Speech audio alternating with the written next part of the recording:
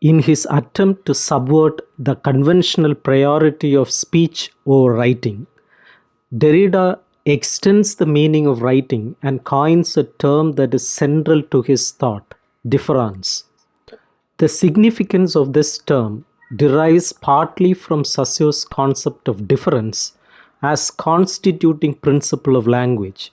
For Saussure, a term is defined not by what it is not, but by its differences from other terms.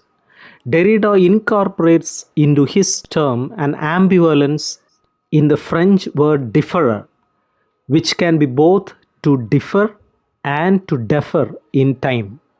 Hence, Derrida adds a temporal dimension to the notion of difference. The substitution of A for E in the word difference cannot be heard in French.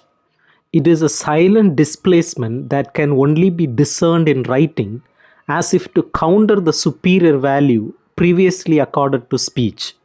The notions of difference and difference are abstract. The notion of difference is an abstraction from the logical movement of the Hegelian dialectic. The notion of difference is a dual abstraction from the logical and historical movement of the dialectic, and involves a third abstraction from the progressive unity of logic and history. It suspends the entry into itself of all relations, logical and historical.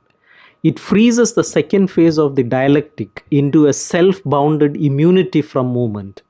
Thus, the movement of difference is nothing other than pure stasis. It coerces the movement from logic to ontology, as well as the ontological differences between past, present, and future into one uniform ideal plane of textuality.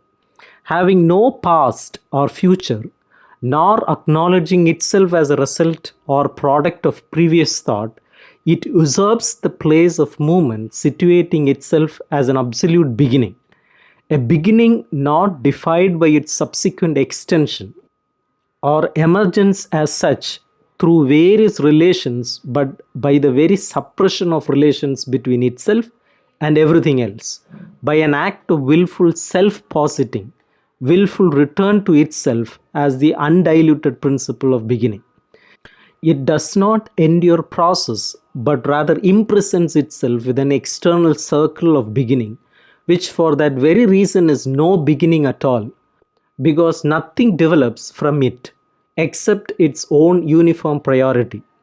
Whatever might genuinely develop and differ from it is coerced into the shadow of its indiscriminate determination. It abolishes not only historical specificity, but also all possibility of logical precedents leading up to it. It is simply inserted into logic from the outside. It is not shown to be an inner development of any logic or of any history.